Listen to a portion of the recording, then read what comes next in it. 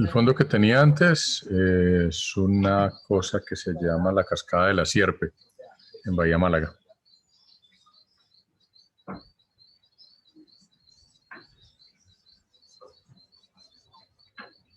Básicamente selva.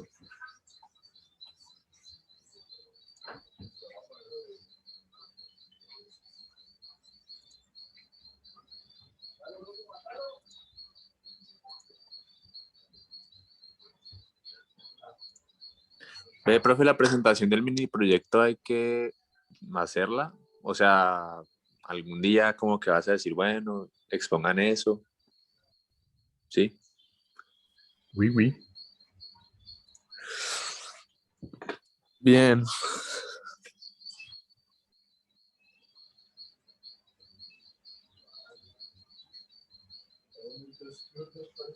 Sí, claro, esa es la idea.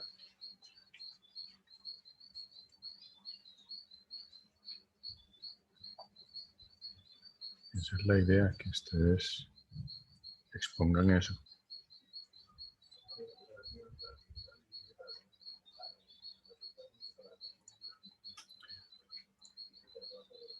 Bueno, bien. Mientras va llegando el resto, vamos a ir arrancando con esto.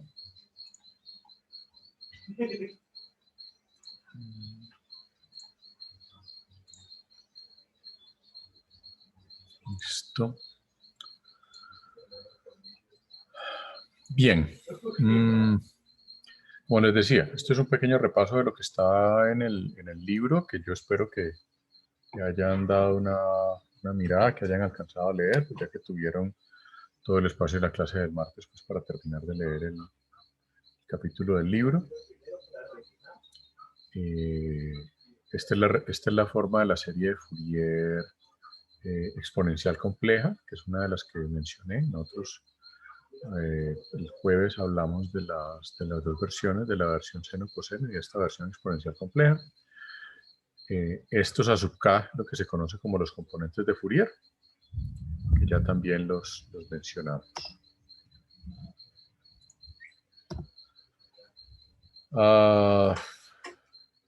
Esta es la otra forma, esta en la forma cosenoidal. Entonces, en lugar de tener a sub k y b sub k, tenemos solamente una sub k mayúscula y el a sub 0, que es la componente de corriente directa, que también se los había mencionado ya en algún momento. Esta es la primera forma que habíamos visto en términos de, bueno, aquí está expresada como b sub k y c sub k. En el libro está como a sub k y b sub k y el a sub 0 por separado. Y pues lo que uno calcula son los coeficientes de Fourier, que se calculan de esta forma, como ya también lo habíamos visto en el libro. Ahora, el concepto de espectro, esta es una forma de verlo gráficamente que a mí particularmente pues, me parece muy ilustrativo. Es cuando nosotros vemos la señal en la forma del tiempo, en este caso si tenemos dos señales senoidales, fíjense que nosotros vemos las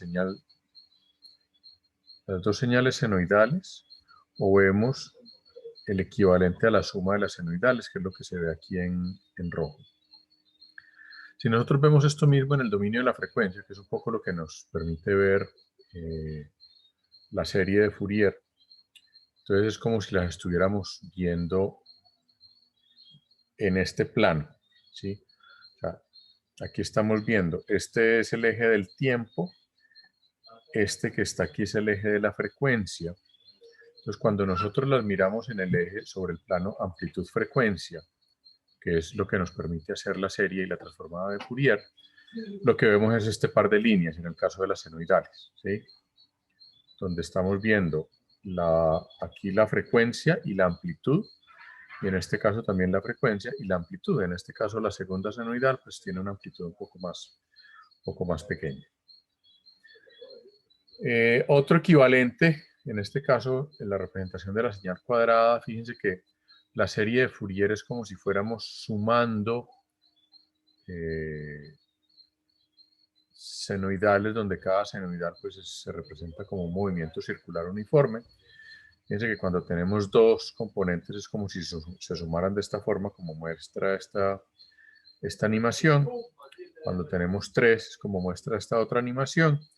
Y luego 4, que ya fíjense que se va apareciendo cada vez más la señal cuadrada. Como ya les había dicho también, aquí se ve claramente que lo que es la frecuencia fundamental se mantiene. Y algo que creo que no había mencionado, algo que no había mencionado, es que estas sumas de componentes de Fourier incluyen lo que se conoce como la frecuencia fundamental, y a partir de ahí son múltiplos enteros de esa frecuencia fundamental que normalmente se conocen como armónicos. Entonces, todas las otras componentes senoidales que se van sumando para hacer esta señal cuadrada van a ser múltiplos enteros de la frecuencia fundamental. Esto, en el caso de la cuadrada, fíjense que son solamente los múltiplos impares. Eso depende de qué señal estamos representando. Y un detalle importante, que luego veremos la aplicabilidad de este detalle, por ahora simplemente lo comento, es estos múltiplos enteros o estas armónicas, estas frecuencias armónicas de la frecuencia fundamental son ortogonales a la frecuencia fundamental. Es decir, si nosotros lo miramos y hacemos el producto punto entre estas señales, vamos a encontrar que es 0. Eso tiene una aplicación bastante importante, sobre todo en los sistemas de comunicaciones modernos. Esta es otra animación parecida, más o menos sacada de la misma parte, que me muestra exactamente lo mismo, solo que de pronto no tan chévere como la otra, o simplemente de otra forma. Y aquí me muestra un poco lo mismo que digamos en la primera diapositiva, que estas son las diferentes componentes espectrales, ¿sí?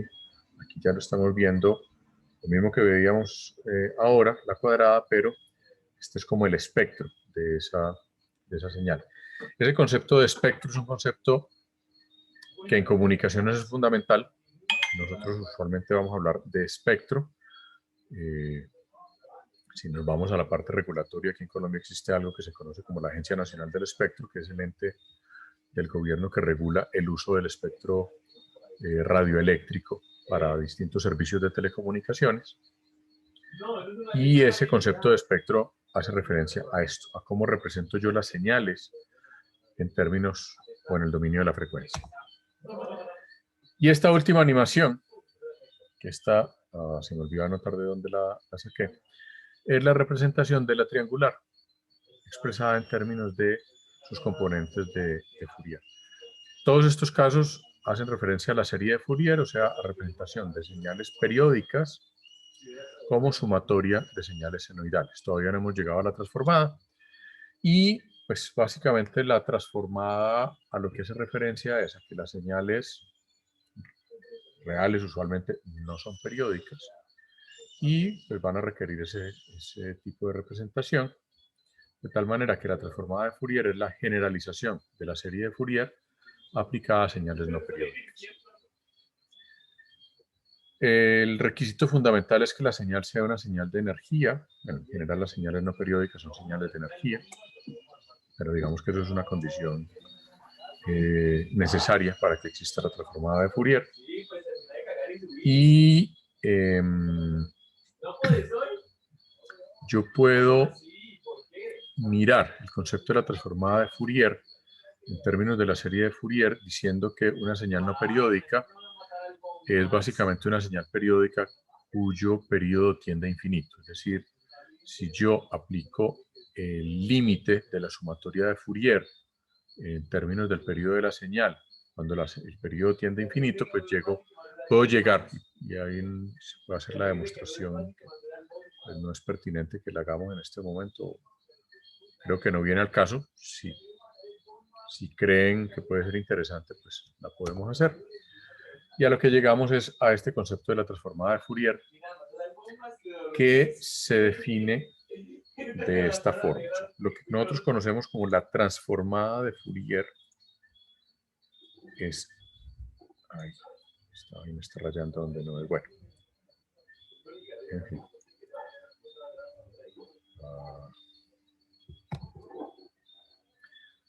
La transformada de Fourier propiamente es esta x de j omega igual a la integral entre menos infinito a infinito de x de t e a la menos j omega de t, es la ecuación que se conoce como la transformada de Fourier directa, o simplemente la transformada de Fourier. Esta otra que está aquí arriba se conoce como la transformada inversa de Fourier. Y es, a partir de la representación en el dominio de la frecuencia, puedo devolverme a encontrar la representación en el dominio del tiempo de la señal. Fíjense que la expresión es muy similar en ambos casos, es decir, en el caso de la transformada directa, tengo la integral multiplicada por e a la menos j omega t, y en el caso de la transformada inversa, es de la forma e a la j omega t, o sea, lo único que cambia es el signo. Y en este caso, y esto no lo van a encontrar en todas las ecuaciones de la transformada de Fourier, depende un poco de cómo lo representa el autor del libro. Este 1 sobre 2pi tiene que ver con que la representación en frecuencia, cuando yo hago la transformada directa, como omega es 2πf, si quiero devolverme exactamente igual, pues tengo que modificar el 2pi, porque esta integral me hace aparecer un 2pi por acá, cuando lo pongo en términos no de omega, sino de f. Pues por eso aquí aparece este 1 sobre 2pi. Este es un ejemplo que ahorita Señor.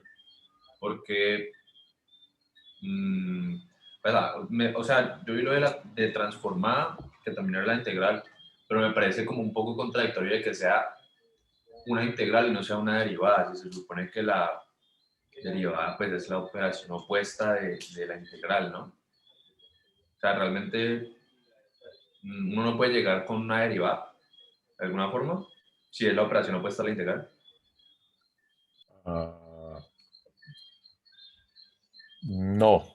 Y ahí, digamos, la razón tiene que ver un poco con las propiedades de la transformada como función, donde en este caso, aunque sí tiene mucho sentido lo que estás diciendo, en que si yo llego a una expresión a partir de una integral, pues para devolverme lo lógico sería la derivada. Sin embargo, en este caso, por la forma como funciona esta transformada, que lo que hace es que me lleva a una representación en un dominio diferente. Fíjate que aquí estamos haciendo un cambio de dominio.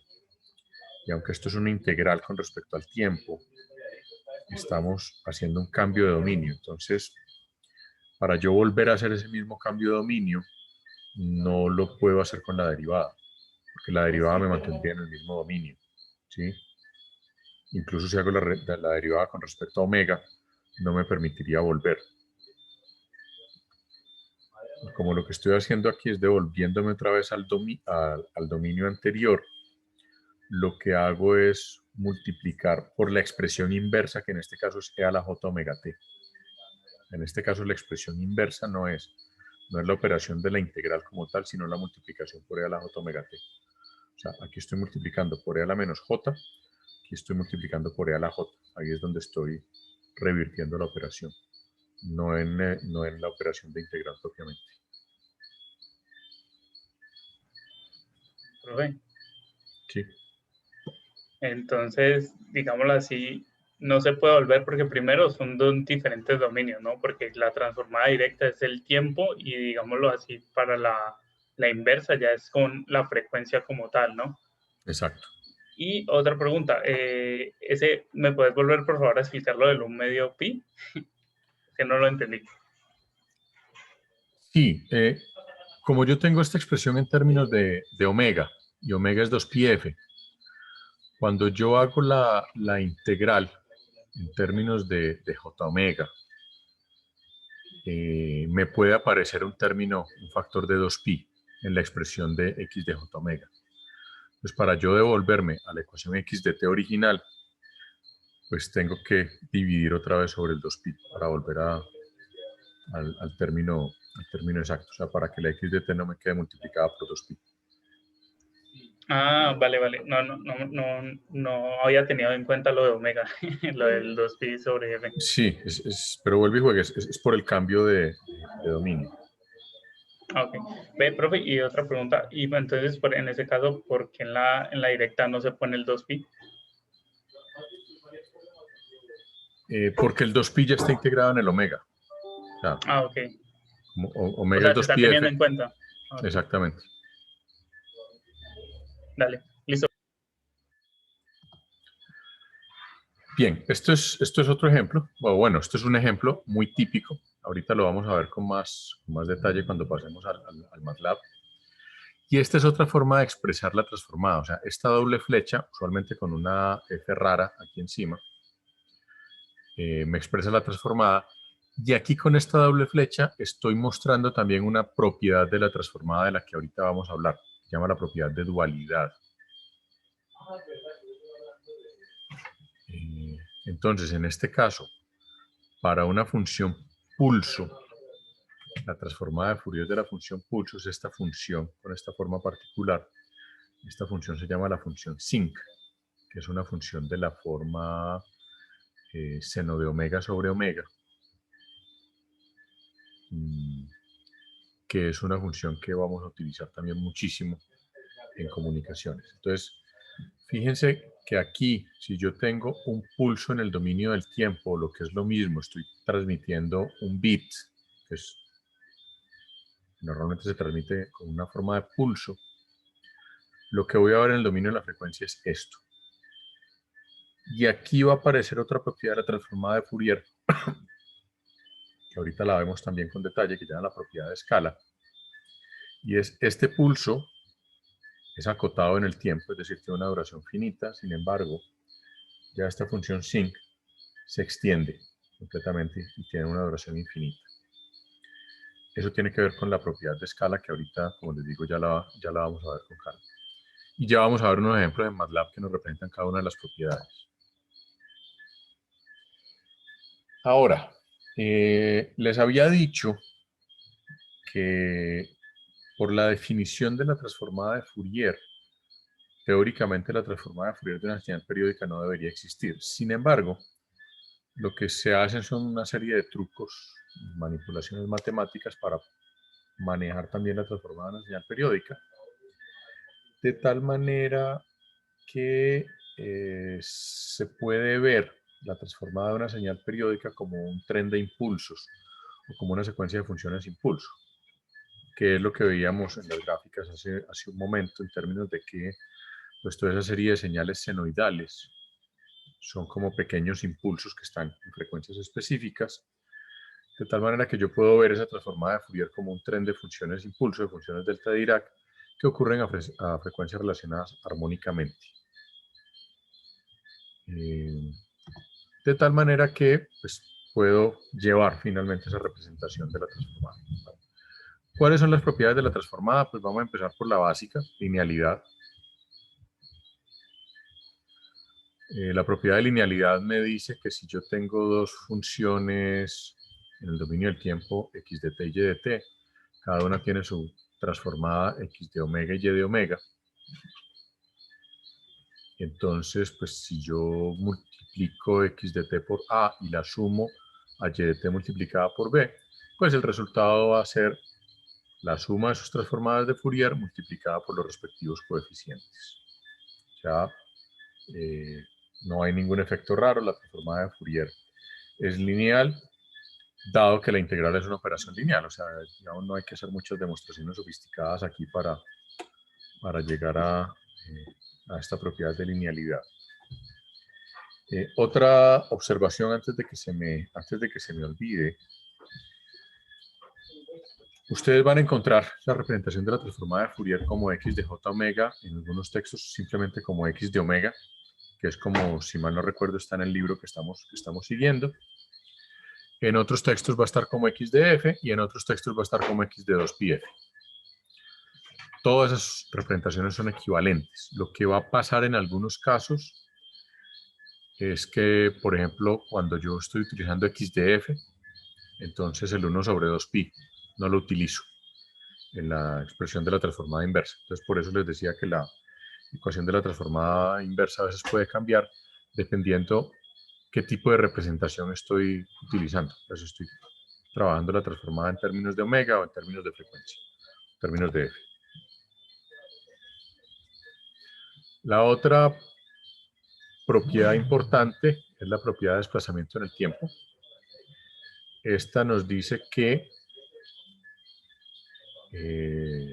igual, si yo tengo una función x de t que tiene su transformada x de omega o x de j omega, si yo desplazo esa función en el tiempo, en este caso la estoy atrasando, entonces el resultado en el dominio de Fourier va a ser la transformada de Fourier multiplicada por un exponencial de la forma e a la menos j omega t sub 0.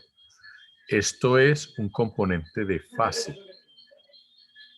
O sea, lo que estoy haciendo es modificar la fase de la transformada de Fourier cuando desplazo la señal en el tiempo. Es decir, un desplazamiento en el tiempo de la señal equivale a una modificación de la fase de la transformada.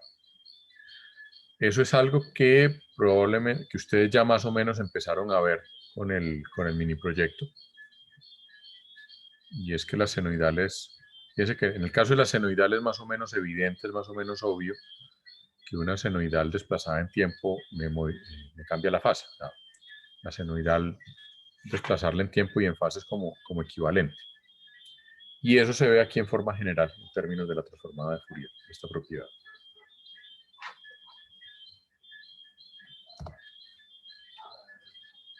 Esta es la otra propiedad, escalamiento en tiempo y frecuencia. Esta es la que les decía, tenía que ver un poco con lo que veíamos hace un momento del ejemplo de la función pulso. Igual, si tenemos la función x de t con su respectiva transformada, cuando yo escalo en el tiempo la señal, o sea, si comprimo o expando la señal, el efecto en el dominio de la frecuencia es exactamente el inverso. Es decir, si yo aquí comprimo el tiempo, o sea, si a es menor que 1, entonces lo que estoy haciendo es expandiendo esta señal en frecuencia y viceversa. Si estoy expandiendo en el tiempo, entonces estoy comprimiendo en frecuencia. Eso en términos de comunicaciones tiene un impacto gigantesco, porque cuando yo lo veo en términos del tren de pulsos, significa que mientras más rápido sea el tren de pulsos, o sea, mientras más bits por segundo estoy transmitiendo, más voy a ocupar en frecuencia.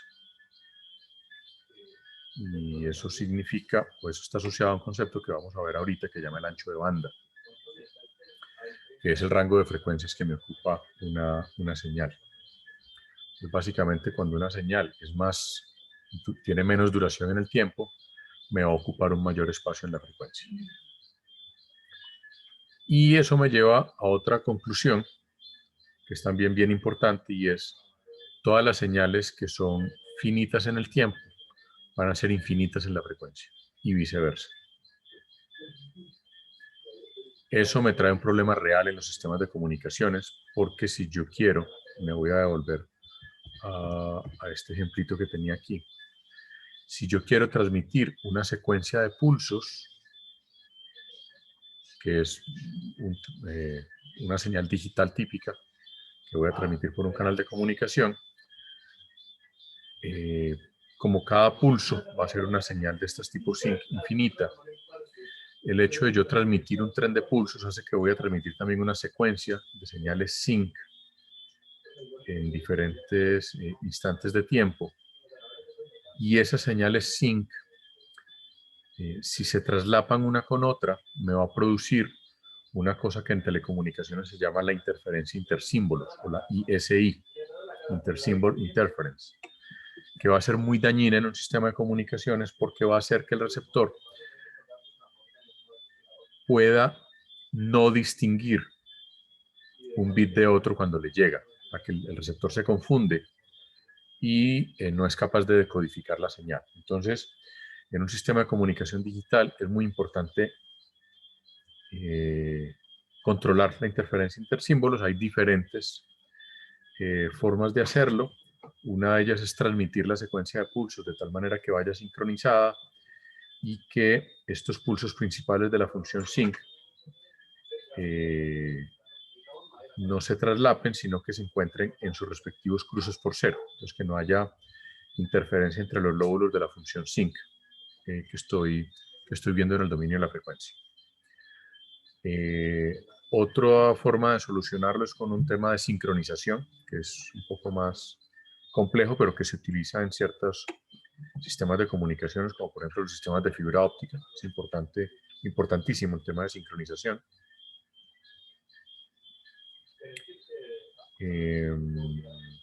Y hay otras técnicas, como por ejemplo modificar la forma de los pulsos de tal manera que en la frecuencia no tenga esta función sync, sino que tenga otra función que sea un poquito más, digamos, más amigable en términos de esa interferencia entre símbolos.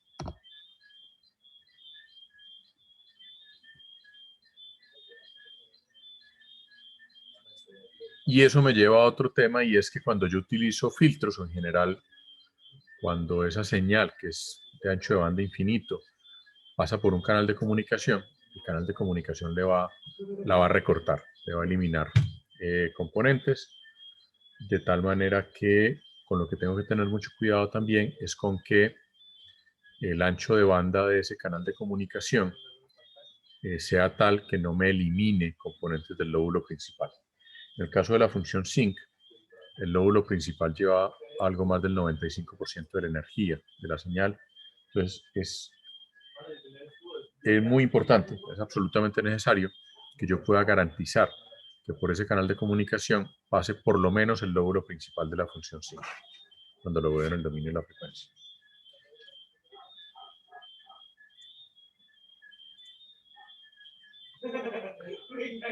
Sync es seno cartesiano. Pues yo no la conozco como seno cartesiano, simplemente la conozco como función sync. En español la escriben como senc. No sé realmente si se llama seno cartesiano. Nunca he visto el término seno cartesiano, así que no sé.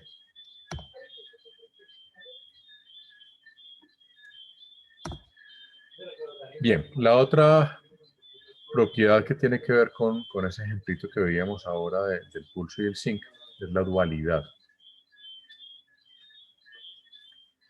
Se puede establecer que para cualquier par dual de transformadas hay un par dual con las variables de tiempo y frecuencia intercambiadas. Es decir, dicho de otra forma, si la transformada de Fourier de la función pulso es la función sync, entonces la transformada de Fourier de la función sync es la función pulso, y viceversa. Eso es lo que me dice la dualidad. Y esta propiedad es muy útil para calcular transformadas de funciones a partir de las tablas de transformadas. Porque yo sé que si conozco la transformada de una función, entonces simplemente las puedo invertir y se comportan exactamente igual. Esa es la propiedad de dualidad. Y una de las últimas propiedades y una de las más importantes se conoce como la relación de Parseval. La relación de Parseval, palabras más, palabras menos, lo que me dice es que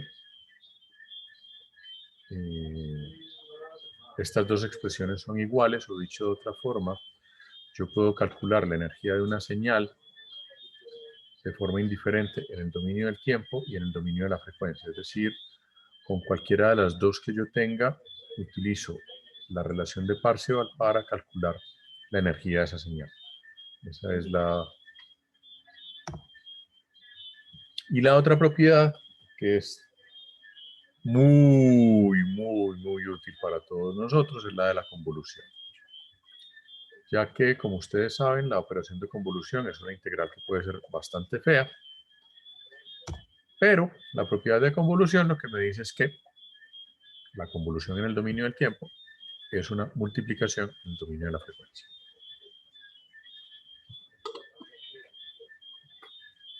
Dicho de otra forma, para yo evitarme hacer esa integral que es la convolución, lo más fácil es encontrar la transformada de Fourier de las respectivas funciones y hacer la multiplicación en el dominio de la frecuencia y ya está.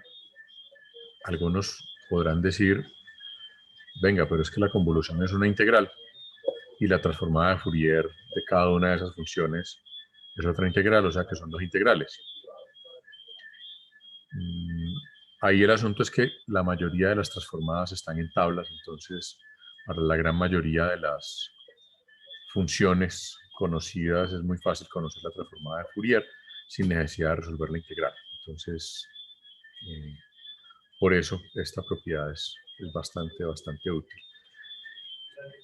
Y esa propiedad de convolución tiene una inversa que es equivalente, es decir, la multiplicación en el dominio del tiempo me equivale a una convolución en el dominio de la frecuencia.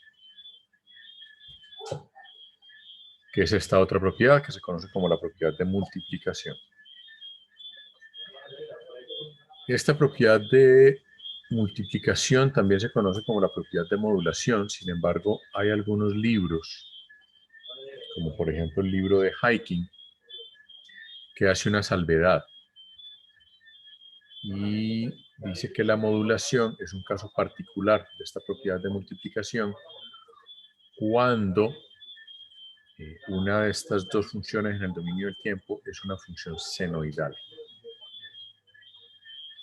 Entonces, cuando yo multiplico una función cualquiera en el dominio del tiempo por una función senoidal, tengo un comportamiento particular, que es lo que se conoce como modulación.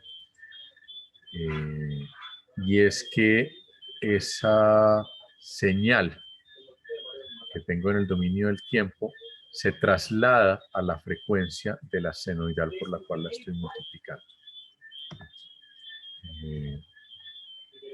Como les digo, es un caso particular de esta propiedad, pero pues es también, bueno, se puede demostrar que es un poquito engorroso, pero eso es también muy útil en telecomunicaciones porque es lo que nos permite hacer que los sistemas de telecomunicaciones hoy en día funcionen. Es decir, cuando yo sintonizo, por ejemplo, una emisora de radio, lo que estoy haciendo básicamente es la operación inversa a esta multiplicación. Es decir, para yo generar una señal de radio,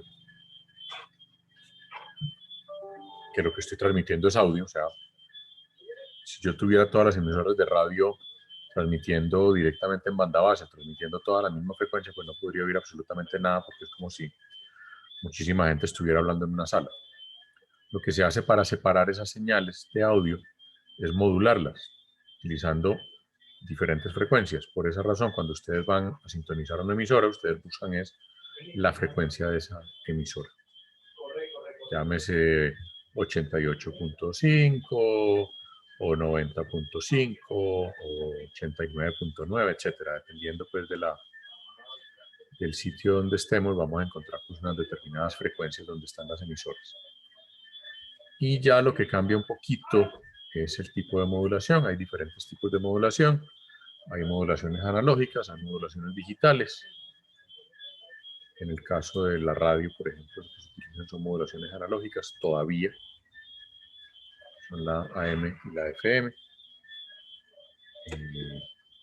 Hay algunos países que ya están migrando a sistemas de modulación digital para la radio. En televisión, aquí ya estamos en televisión digital. Eso significa que ya la señal de televisión viene modulada de forma digital también. Pero en todos los casos aparece una señal senoidal, que normalmente la llamamos la portador. Por eso aquí, en este ejemplo, está el término PDT, para hacer referencia al aportador. Esto no es mera casualidad. Esto es una tabla típica de transformadas. Esta es tomada del libro de Hyking, pero casi todos los libros tienen en alguna parte, a veces en los apéndices, a veces dentro del mismo capítulo donde se habla de transformadas de Fourier. Tiene algunos ejemplos de transformadas, tienen los pares de transformadas de Fourier, donde ustedes tienen aquí la expresión en el dominio del tiempo y aquí la expresión en el dominio de la frecuencia. Fíjense que aquí en este caso tenemos, esta es la función pulso, que esta es la respectiva transformada, que esta es la función sinc, en este caso es de la forma seno de omega sobre omega.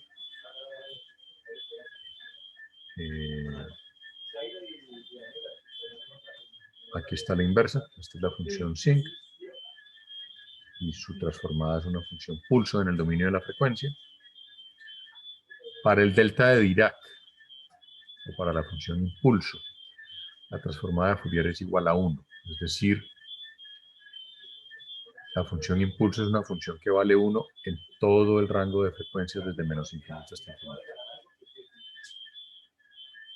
Ve, profe, esa delta de Dirac no es como la función impulso. Sí, es la función impulso. Es la función impulso. Es la función impulso, sí. Es exactamente igual. Sí. Okay. Se le conoce como función impulso o delta de Dirac, y en el dominio de las señales discretas se le conoce como delta de Kronecker, pero es lo mismo.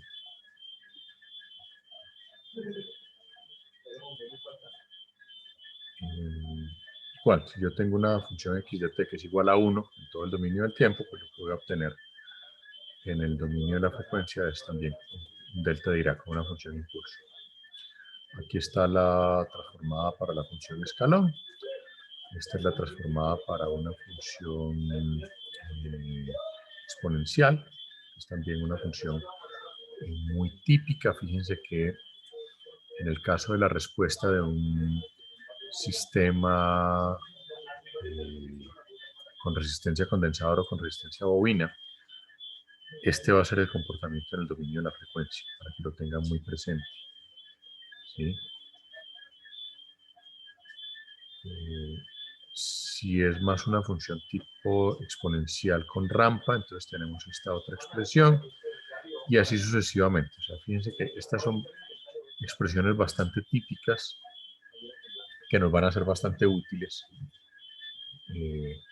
a la hora de calcular o de usar más bien la transformada de Fourier. Yo creo que porque algunas tenían la J y unas no. Y se supone que todas pues están en el mismo dominio.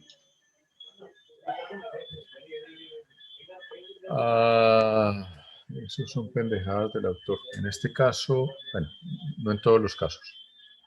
En este caso, como esta expresión está al cuadrado, acuérdense que estoy diciendo acuérdense, la J es la forma como se representa el número imaginario en ingeniería. Entonces, cuando aquí tengo J omega cuadrado, pues la J al cuadrado es menos 1. ¿Ya? Entonces, por eso aquí desaparece la J. Creo que es el único caso. Y y simplemente porque aquí no tenemos componente imaginario. Por eso desaparece la J en algunos casos, simplemente porque la J se cancela por alguna razón. Básicamente aparece alguna expresión que hace que la J se me anule simplemente. Es principalmente por eso. Bien, antes de pasar a lo siguiente, quiero mirar en los ejemplos en MATLAB. Permítanme un segundo. Yo me paso aquí al MATLAB.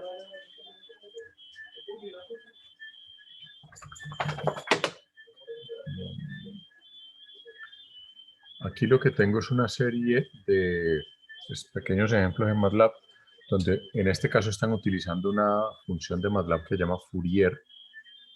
Vamos a ver que MATLAB tiene dos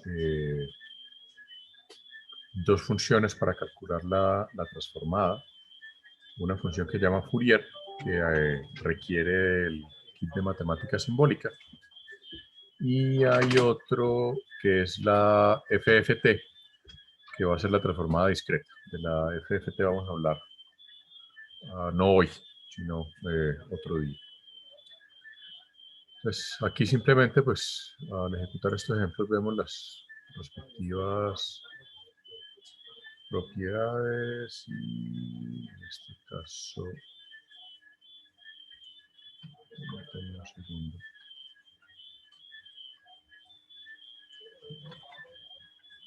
Aquí lo que estamos viendo es simple y llanamente que la expresión, pues, en ambos casos es la misma. O sea, tenemos esta expresión y luego tenemos esta otra expresión que la llaman ellos right. Y cuando simplifican, pues encuentran la misma expresión de una forma medio tontica de mostrar linealidad, pero bueno, es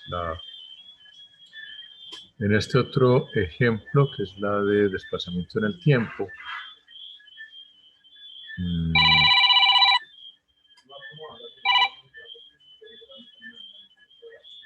en el desplazamiento en el tiempo, lo que están es básicamente bien mostrando la expresión también de qué pasa con el desplazamiento en el tiempo, de tal manera que vemos por un lado la expresión en términos del delta de Dirac, al lado izquierdo, y al lado derecho, pues la expresión también, cómo cambia cuando se desplaza. En este caso, el ejemplo lo hacen con una senoidal desplazada, lo cual me lleva a tener un delta de Dirac, en este caso, multiplicado por la exponencial. Esta es la de desplazamiento en frecuencia. Igual. La que más me interesa es esta. Esta es la que quiero mostrarles, que es la de escalado en tiempo y frecuencia. Bueno, esta la convertí a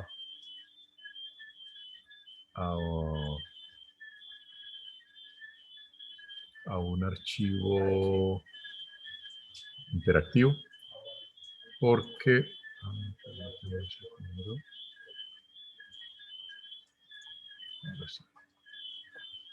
aquí ustedes pueden ver que yo aquí estoy cambiando el valor de b, que es el factor que me está dando el ancho de la función pulso. Es decir, dependiendo de lo que valga b, esta función pulso se reduce o se aumenta.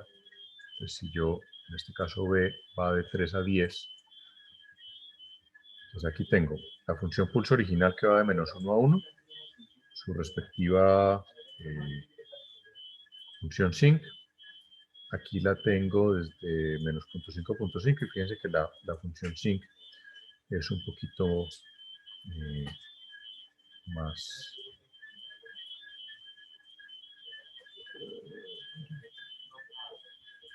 va cambiando el ancho de la función sinc.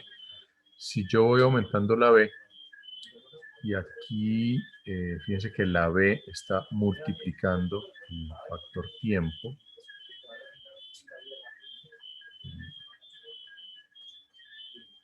Pues cuando yo voy escalando hacia arriba esta función pulso, haciendo que este señor sea cada vez más estrecho,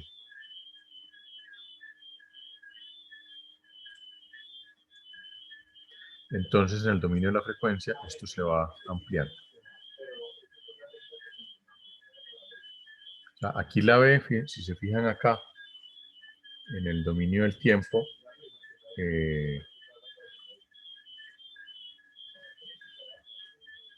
estoy haciendo cada vez más estrecho el pulso y se me amplía esto en el dominio de la frecuencia. Si me voy al máximo aquí, esta función pulso queda súper estrecha y esta, fíjense que aquí ya no estoy viendo sino prácticamente un solo lóbulo de la función sinc. Para el caso de la... bueno, esta es otra propiedad que no mencionamos, que es la de la inversión en el tiempo. Aquí veámosla gráficamente, que también se ve interesante.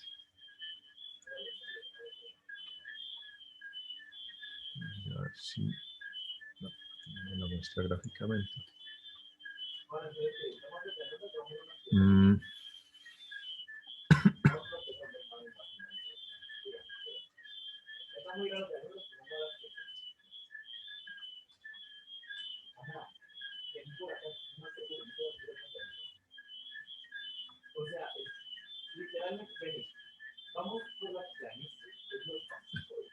Aquí lo que estamos es haciendo la inversión en el tiempo y viendo qué es lo que pasa con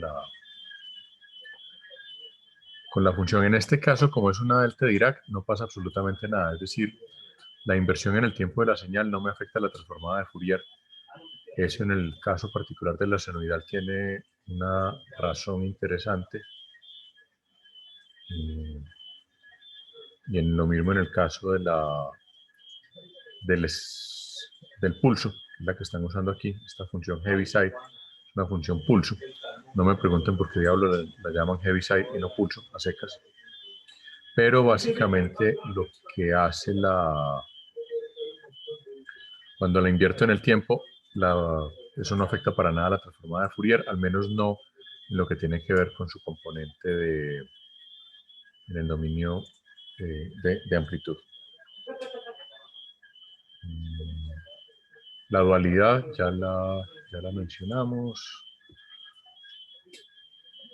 Bueno, la compleja conjugada, esa sí tiene que ver que en el caso de cuando tengo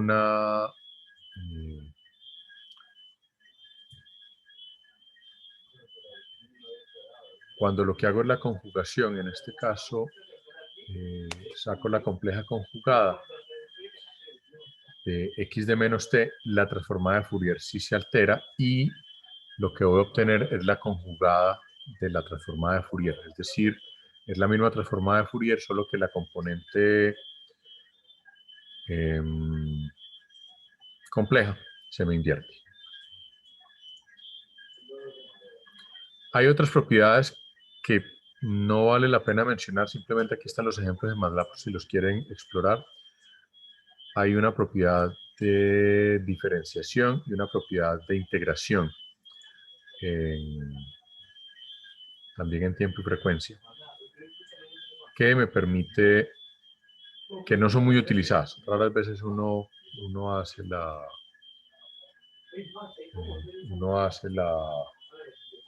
derivada y la integral. Raras veces utiliza las propiedades, básicamente. Pero bueno, simplemente que sepan que existen. Bien dicho esto, vuelvo por acá. Simplemente esos archivos los tienen ustedes allí en el Moodle, para que les peguen una mirada si quieren explorar más, si quieren graficarlos, etcétera, etcétera. Ahora, ¿cuál es la aplicación que nos interesa a nosotros de todo esto de Fourier? La aplicación que nos interesa en los sistemas de comunicación. Básicamente un sistema de comunicación tiene tres subsistemas, un transmisor, un canal y un receptor.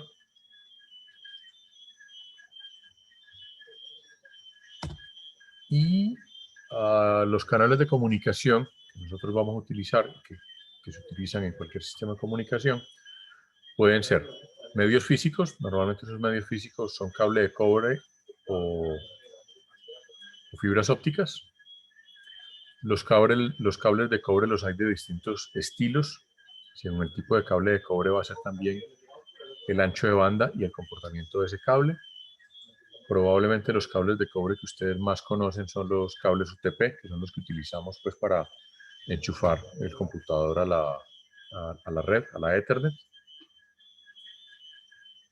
Existe también el cable coaxial, que es bastante utilizado en televisión y que se utilizó también hace muchos años en las primeras redes locales de datos antes de que se desarrollara el UTP. El UTP también se conoce como par trenzado. La fibra óptica tiene unas características muy particulares y por eso se utiliza para sistemas de comunicación de muy altas velocidades de comunicación. Y hay otros medios que se conocen como medios no físicos, que son el aire o el vacío, el agua. posible emitir señales de radio a través del agua con unas características muy particulares, pero lo normal es que las señales de radio se envían a través del aire o del vacío. El hecho de que las ondas de radio se transmitan por el vacío es lo que permite, por ejemplo, que tengamos hoy en día señales de esa sonda que llegó a Marte, que podamos ver las fotos de ese cacharro que está en Marte. Tanto transmisor como receptor están compuestos por subsistemas que también los podemos desglosar. Usualmente se ven simplemente como un solo sistema, pero a veces se separa, por ejemplo, el modulador del resto del sistema del transmisor y el demodulador en el caso del receptor. Ahora, hay un concepto que es muy útil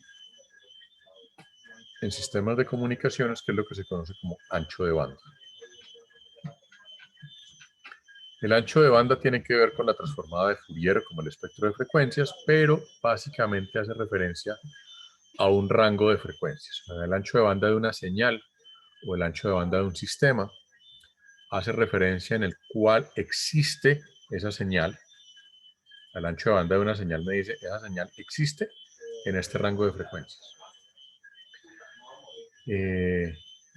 Y el ancho de banda de un canal o de un sistema, lo que me dice es cuál es el rango de frecuencias en el cual ese sistema permite que pasen las señales o que las altera de cierta forma, de forma lineal, específicamente, que es lo que nos interesa a nosotros. Es decir, el ancho de banda que a nosotros nos interesa es el ancho de banda del sistema en el cual el sistema responde de forma lineal e invariante en el tiempo. En el caso de un canal, ese ancho de banda es equivalente también a la respuesta al impulso, a la transformada de Fourier de la respuesta al impulso, a lo que es lo mismo a la respuesta al impulso vista en términos de la transformada de Fourier, que lo vamos a expresar como h de j omega o h de omega. Casi todos los canales de comunicación se comportan como filtros. Por eso veíamos la última vez un poco el asunto de los filtros. En el mundo real, los canales de comunicación se van a comportar como filtros, y en algunos casos, como en el caso de los sistemas de radio, lo que vamos a hacer es crear filtros para tener canales de comunicación dentro de ciertos rangos de frecuencias. Y es decir, los sistemas, el aire como tal o el vacío, tiene una respuesta en frecuencia con un ancho de banda muy grande, que va aproximadamente desde los 9 kHz hasta los 300 GHz. De tal manera que en su momento lo que se hizo para organizar las distintas tecnologías que iban a utilizar los canales de radio fue organizar el espectro radio en bandas de frecuencias. Bandas de frecuencias que tienen un ancho de banda preestablecido y que es como funcionan los sistemas de telecomunicaciones o de radiocomunicaciones hoy en día. Eso es una forma artificial de manejar, digamos, esos canales de comunicación, pero es lo que nos permite que diferentes tecnologías y diferentes servicios de radio puedan convivir. En la práctica existen muchos servicios de radio.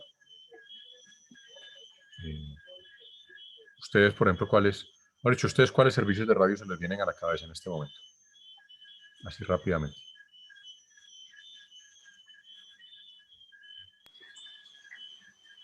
Radio, las llamadas de voz. ¿La celular? Sí, las del celular. Va uno. ¿Cuál más? En telecomunicaciones, pues no creería, pero en esos dispositivos que cuando la gente va a salir de un restaurante, de un sitio que vende ropa, por ejemplo, hay unos RFID. Como unos sensores que empiezan a sonar cuando los RFID. Pero esos no se consideran servicios de radio. Valentina dice televisión, sí, ahí tenemos dos.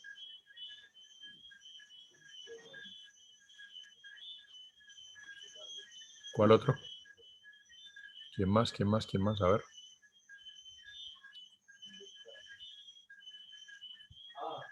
Celular, televisión.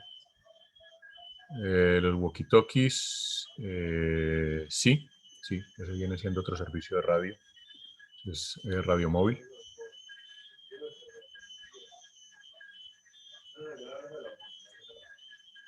Otro.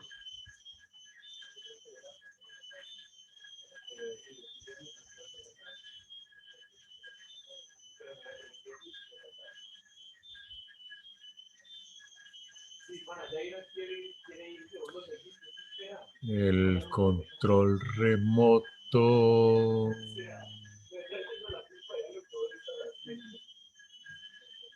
Sí, ese está metido entre otro grupo de servicios, sí.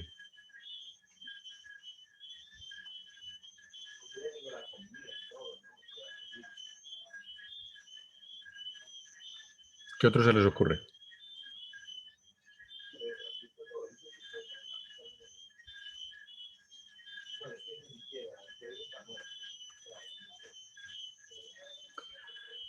El Bluetooth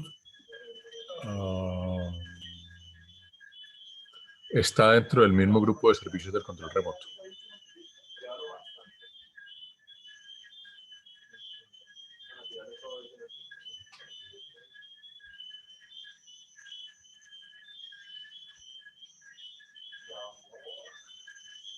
Conexiones de internet inalámbricas.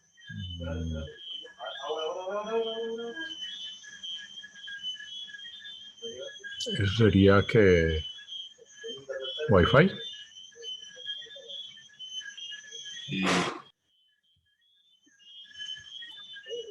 Está entre la misma categoría del Bluetooth. El GPS, sí, el GPS está dentro de pertenece a una familia grande, pero sí, está forma parte de un servicio de radio.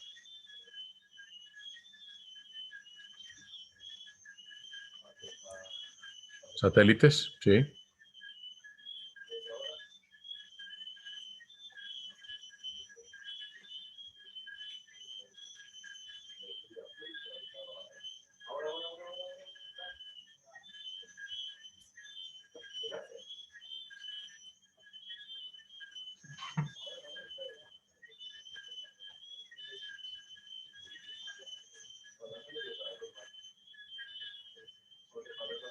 Bueno, les cuento que logramos llegar a más o menos 4 en total, de pronto 5.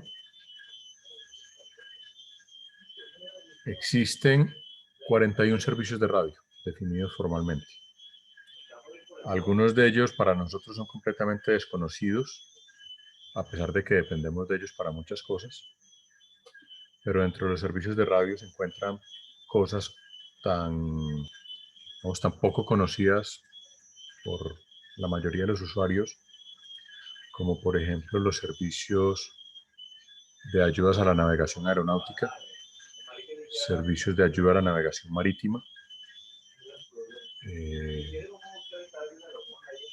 servicios de navegación aeronáutica por satélite, servicios de exploración de la Tierra, servicios de exploración del espacio, radares, sí, los radares forman parte de un grupo de servicios.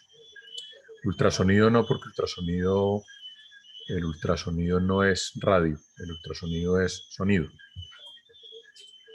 Por eso no entra en Google Maps utiliza el servicio para tomar las fotos que nosotros vemos en Google Maps. Se utiliza precisamente unos sistemas de exploración de la Tierra por satélite. O sea que sí, Google Maps utiliza servicios de radio para poder sacar las fotos.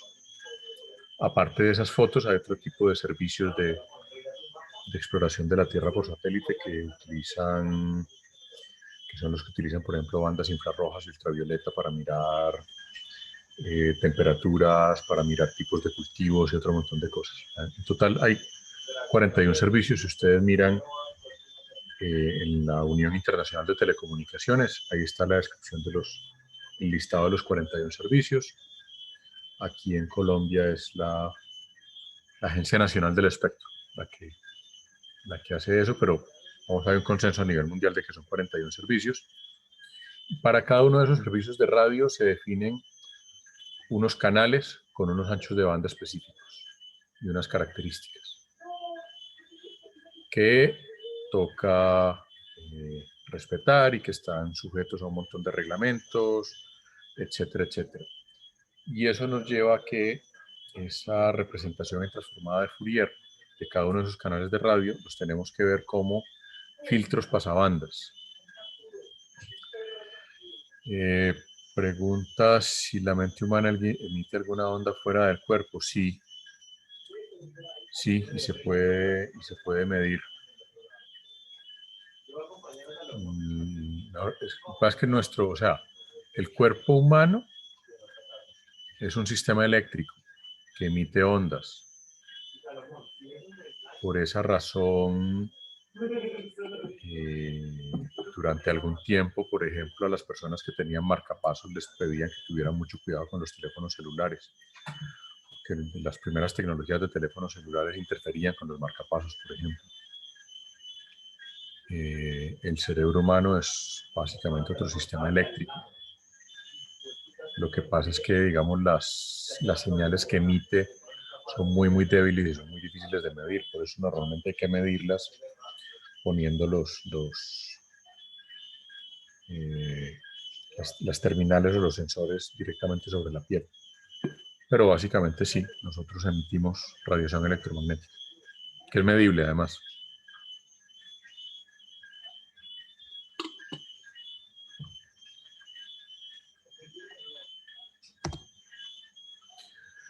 Bien, esto es más o menos la representación de ancho de banda de un filtro pasabajo. Esto ya lo habíamos visto hace 8 días, si no me falla la memoria. Esto es un filtro en particular que llama el tipo Butterworth. Esto es de una herramientica que tiene el MATLAB que luego veremos con calma. Y lo que ya también les mostraba la clase pasada que medio hablamos de filtros es que en la realidad, fíjense que esto no es un filtro ideal. Esto tiene una pequeña caída que hace que esos sistemas filtren, digamos, señales hacia los lados. Eso es un tema de interferencias que, si recuerdan, les mencioné que íbamos a trabajar con la segunda, ya con el segundo proyecto, que se va a convertir en nuestro proyecto final. Que, por cierto, tengo que redactarlo bien en el Moodle para que ya lo tengan a partir de la semana entrante y puedan empezar a trabajar en él. O sea, saliendo del mini proyecto, del primer mini proyecto, empezamos a trabajar ya en la siguiente tanda de proyectos que tiene que ver con este asunto de los servicios de radio y las interferencias entre señales, por cuenta de que los filtros no son filtros ideales. ¿Qué pasa si se entra en resonancia con esas ondas que emite el cuerpo? Esa es una muy buena pregunta. Si ustedes han visto toda esta historia que hay en redes sociales acerca de la 5G y el COVID y toda esa vaina, aunque eso es básicamente teoría de conspiración, noticias falsas, etcétera, etcétera, etcétera, digamos que sí hay algo de realidad dentro de todo esto, porque las ondas de radio de alguna forma afectan el cuerpo humano. Las ondas de radio entran dentro de un rango de ondas que se conocen como radiación no ionizante. La radiación ionizante es básicamente los rayos X y de ahí en adelante. A ver, existe una cosa que llama el espectro electromagnético. El espectro electromagnético cubre básicamente todo el rango de frecuencias que tiene que ver con ondas electromagnéticas, que incluyen la luz, incluyen los rayos X, los rayos gamma, etcétera, etcétera. De ese espectro electromagnético hay un pequeño subconjunto que se llama el espectro radioeléctrico, que es donde funcionan los sistemas de telecomunicaciones de radio. Todo eso es lo que acabamos de hablar. Los sistemas de satélite, los sistemas de ayuda a la navegación aérea, los sistemas de navegación satelital, de los cuales el GPS es uno de ellos. Hoy en día existen 4 sistemas que llaman GNSS, Global Navigation Satellite Systems, que son el GPS, que es el más conocido, el GLONASS, que es el que desarrollaron los rusos, el Beidou, que es el de los chinos, y el Galileo, que es el de los europeos. Dentro de todos esos sistemas de radio, todo ese espectro de radio, es lo que conocemos como radiación no ionizante.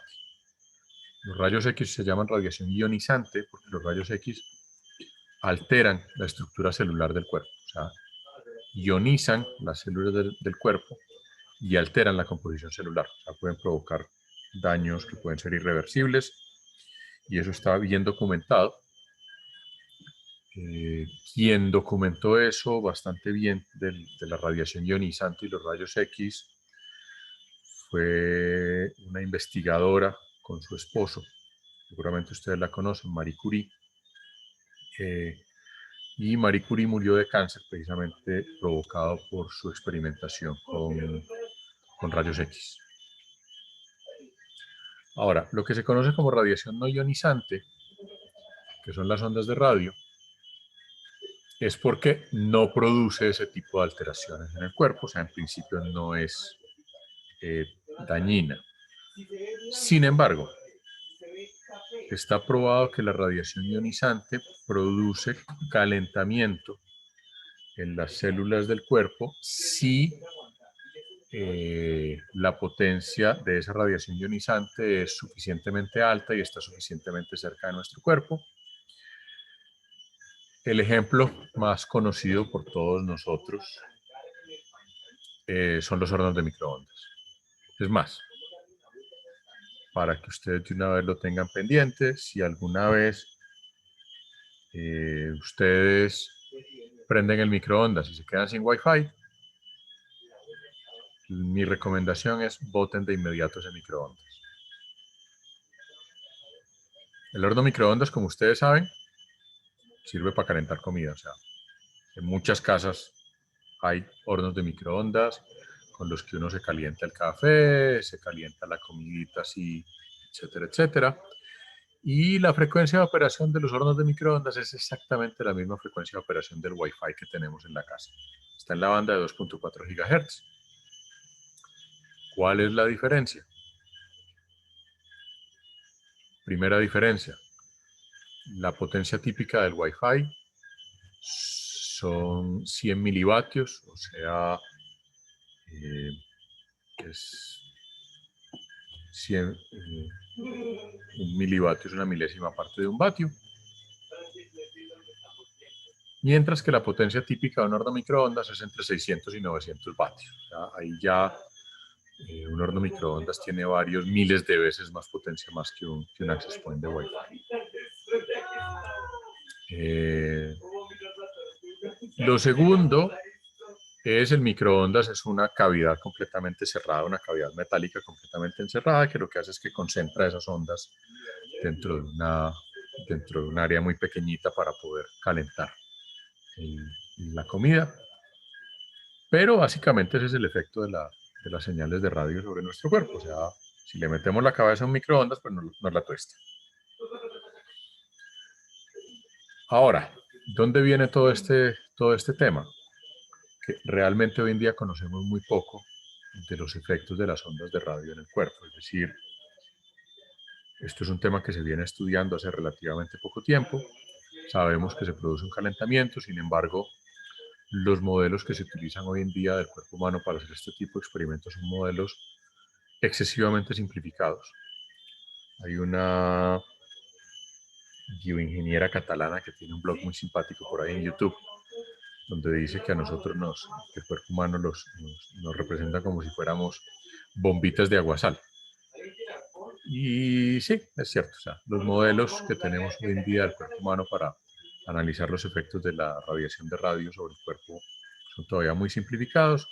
Entonces, realmente, ¿qué pasa si esas ondas entran en resonancia con nosotros? No tenemos ni idea, hasta ahora no ha pasado, o bueno, o no se ha reportado.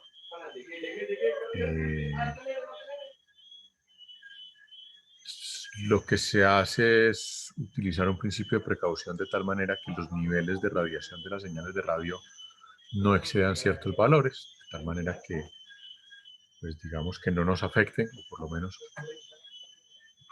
no nos afecten hasta donde sabemos hoy en día. Y lo que yo les puedo decir es que con las ondas de radio puede pasar algo parecido a lo que pasa con el sol. Uno necesita salir al sol para poder producir vitamina D. Aquí en el trópico donde nosotros vivimos no necesitamos tomar vitamina D porque el sol nos da la vitamina D. Entonces, nosotros necesitamos salir al sol entre 10 y 20 minutos al día para poder sintetizar vitamina D. Sin embargo, si se nos ocurre irnos a la azotea de la casa o al balcón a solearnos 2 horas al mediodía, pues entonces terminamos con quemaduras de segundo grado. Y terminamos en la clínica posiblemente. Entonces, es lo mismo. Todo en exceso puede ser nocivo. En el caso de las ondas de radio, pues eso es lo que se sabe. Entonces, para resumir, por eso le decía que qué pasa si se entra en resonancia con esas ondas. Hoy en día realmente todavía no lo sabemos. Es un tema que está por estudiarse. Y que es un campo de estudio gigantesco todavía. O sea, conocemos muy poco del funcionamiento del cuerpo humano, conocemos muy poco de la parte eléctrica del cuerpo humano. Conocemos lo suficiente para que funcionen ciertos aparaticos como los marcapasos, como los aparatos de estimulación cerebral profunda para los pacientes con enfermedad de Parkinson, y poco más. Hasta ahí sabemos. Bien, volviendo a este tema del ancho de banda y del espectro, les voy a mostrar unas cuantas diapositivas con medidas reales de espectro. Todas estas rayitas que ven ustedes aquí son señales de algún tipo. En este caso, este es un análisis que se hizo en la banda de televisión. Se revisaron todos los canales de televisión hasta el 39. Cada una de estas señales es un canal de televisión, básicamente.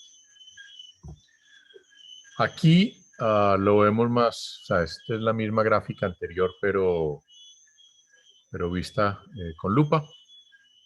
Estos dos que están viendo aquí, el 1 y el 2, que corresponden a las frecuencias 473 y 479 MHz, son Caracol y RCN respectivamente, que están montados en Cristo Rey.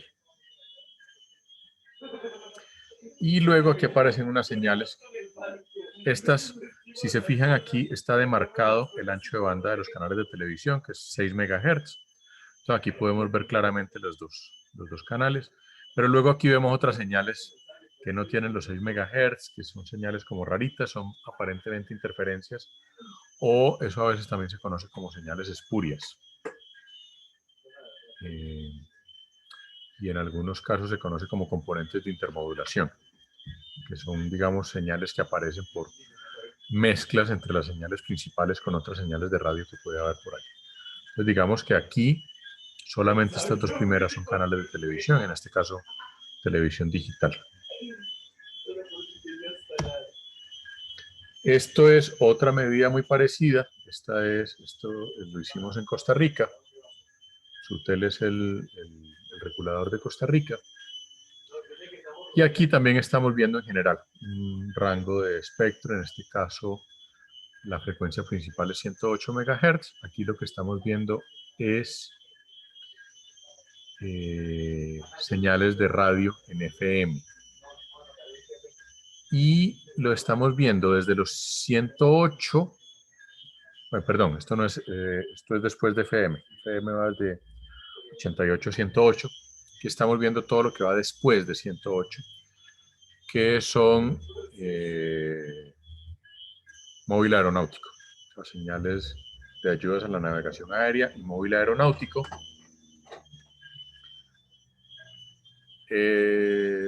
Aquí nos aparecen algunas señales. Estos son algunas señales indeseables, por ejemplo, que están cerca a unas radioayudas, lo cual es un poquito preocupante para los señores de los aeropuertos, porque hay una particularidad, por ejemplo, y es que las radioayudas de los aeropuertos están justo al lado de las emisoras de FM. Cuando a una emisora de FM se le dañan sus filtros, empieza a interferir las señales de los aeropuertos, y por eso a veces algunos aviones, unos pilotos, cuando van a intentar aterrizar y prenden el radio para comunicarse con la torre de control, pues escuchan vallenato o reggaetón. Cuando eso pasa, pues usualmente, afortunadamente, los pasajeros nunca nos enteramos de eso. Pero cuando eso pasa, no se preocupen, existe plan B y C. Pero eso es precisamente el tema de las interferencias, y es cuando la señal no está contenida dentro de su ancho de banda.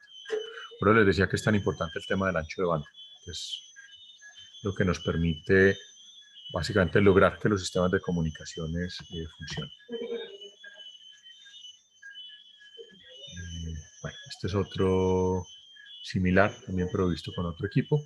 Aquí lo que les estoy mostrando son distintos equipos que se pueden utilizar para hacer medidas de señales de radio. Y bueno, este otra vez es el NARDA, pero en este caso estamos en 1.9 GHz. Básicamente estábamos viendo una señal que debía ser celular y no era celular. Y entonces pues estaba causando interferencia a algunas redes de operadores celulares. Igual, fíjense que aquí tenemos marcada una canalización, que son estas banditas que aparecen aquí, y aquí está la señal que está un poquito por fuera de la canalización, pero que igual está causando problema puede causar interferencias. Bien, con esto tengo una visión completa de lo que es el concepto de transformada de Fourier, algunas aplicaciones de esa transformada de Fourier en el mundo real. Fíjense que en los equipos, en general en los sistemas de comunicaciones, nosotros muy raras veces analizamos la señal en el dominio del tiempo. Casi siempre analizamos la señal en el dominio de la frecuencia utilizando técnicas de transformada de Fourier. Algo que se me olvidó mencionarles es ese ejemplo que les mostré de Kali. Es un equipo que fue desarrollado por compañeros de ustedes a lo largo de varios años en la universidad con proyectos de investigación. Es un equipo de monitoreo de espectro que desarrollamos en la universidad. Varios de los que trabajaron, todos los que han trabajado en este proyecto han sido telemáticos, estudiantes o egresados de telemática.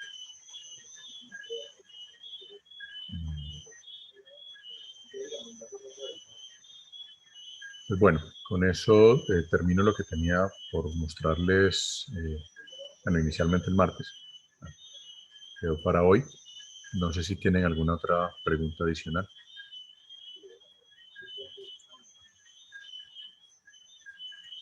¿Dudas?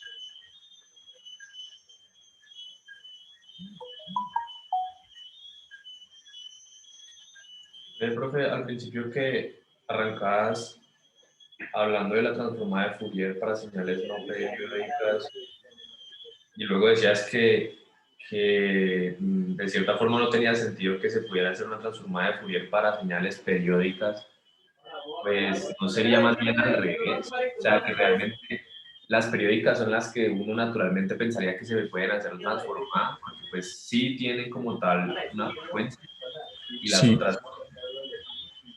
todas tienen frecuencia. Precisamente el chiste de la transformada de Fourier es que todas las señales al final tienen una representación en frecuencia. ¿Qué es lo que pasa? Lo que pasa es que para las señales periódicas originalmente lo que se desarrolló fue la serie de Fourier. Y en la definición formal de la transformada de Fourier se dice que la transformada de Fourier existe siempre y cuando la señal sea de energía, es decir, es una condición necesaria para la existencia de la transformada de Fourier que la señal sea de energía. El problema de las señales periódicas es que son de potencia, entonces desde el punto de vista formal de la definición de la transformada de Fourier, pues la transformada de Fourier en principio se supone que no existe para señales periódicas. En la realidad, pues el no poder calcular la transformada de Fourier en las señales periódicas es un problema grandísimo para todas las aplicaciones de telecomunicaciones, porque en prácticamente todos los sistemas de telecomunicaciones hay señales senoidales metidas. Es decir, una señal de televisión como la que veíamos ahora en la diapositiva, tiene una señal portadora, que es fundamentalmente una senoidal, y luego tiene el video y el audio, que son señales no periódicas, ¿sí? Pero, digamos, en términos prácticos, el no poder extraer transformada de Fourier de señales periódicas, pues no tendría sentido desde el punto de vista de la ingeniería. Entonces allí viene un tema de, o sea, si nosotros somos muy formales matemáticamente, pues nos toca quedarnos con eso no se puede, pero lo que se hizo desde el punto de vista de la ingeniería fue decir, bueno, ¿cómo hacemos para que sí podamos tener transformada de Fourier de señales periódicas? Esa es un poco la historia.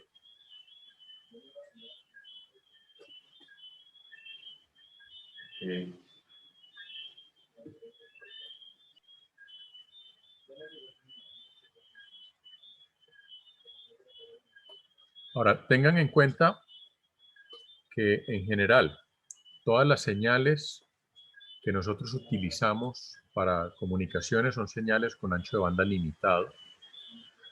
Aunque la señal como tal originalmente no sea limitada en ancho de banda, la tenemos que limitar en ancho de banda de forma artificial. Uno, para poder que pueda pasar por un canal de comunicación que sí tiene un ancho de banda limitado. Y dos, por un tema del que todavía no hemos hablado, o no hemos entrado en detalle, y es el cómo convierto yo señales continuas en discretas, ¿sí? ¿Cuáles son las restricciones que tengo? Una de las restricciones que hay para convertir una señal continua en discreta es que la señal continua tiene que tener un ancho de banda limitado. Entonces, una señal de voz, en principio, su ancho de banda es muy, muy, muy grande. Pero lo que se ha encontrado en la práctica por distintos experimentos es que si yo filtro la señal de voz y la reduzco a un ancho de banda de aproximadamente 4 kHz, que es lo que hacen un códec como este que estamos utilizando para hablar en este momento, funciona bien. Es decir, ustedes entienden lo que estoy diciendo, son capaces más o menos de distinguir mi voz. Es decir, si ustedes han escuchado mi voz a través de este medio y luego oyen mi voz en el mundo real, pues van a ser capaces más o menos de identificarla. No les va a sonar igual, pero sí la van a distinguir. Entonces, por eso lo que se hace en el mundo real, en los sistemas de telecomunicación, es restringir las señales a un ancho de banda para poder, uno, pasarlas por los canales de comunicación, que todos tienen limitaciones, y dos, para poderlas discretizar y luego digitalizar y enviar por sistemas de comunicación digitales como es la Internet, como puede ser la radio digital, como son los sistemas celulares, que hoy en día son digitales, y demás.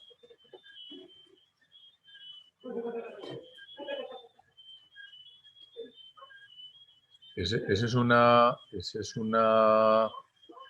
sesión que en teoría estaba muy al principio del curso, pero yo he preferido dejarla para después de que viéramos este tema de transformada de Fourier y sobre todo habláramos del concepto de ancho de banda. Entonces,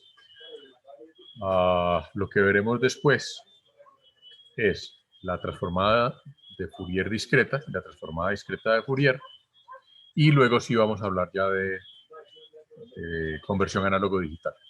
¿Listo? por cierto, no me acuerdo en el libro. Yo sé que en el libro está lo de conversión análoga digital, pero no me acuerdo exactamente en qué parte del libro está. Ya les digo. Lo que sigue después de este tema, bueno, nosotros estamos en el tema de análisis de serie transformada de Fourier, que es el capítulo 3 del libro. El capítulo 4 es lo que veríamos luego, que es la transformada de Fourier de tiempo discreto y la transformada de discreta de Fourier. Hago énfasis en que no son lo mismo. En este caso, el orden de los factores se altera el resultado. Luego en el capítulo 5 viene el tema de filtros.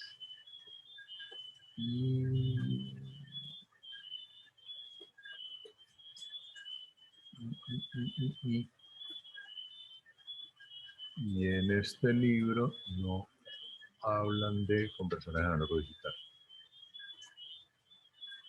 Okay. Bueno, no pasa nada, eso lo vemos, simplemente no está aquí en el libro. Pero bueno, la presentación que hay en el módulo es bastante detallada sobre conversión análoga digital, digital análogo. Pero entonces vemos primero lo que es capítulo 4, que es transformada de Fourier de tiempo discreto y transformada discreta de Fourier. Eso lo veríamos el martes. Hagamos lo siguiente entonces. Si mi memoria no me falla y el Moodle no me engaña, la fecha de entrega del proyecto es el próximo martes, 16 de marzo. Entonces el martes vemos esta parte de transformada de Fourier discreta y transformada discreta de Fourier. Y el jueves hacemos las presentaciones. ¿De acuerdo? Listo, profe.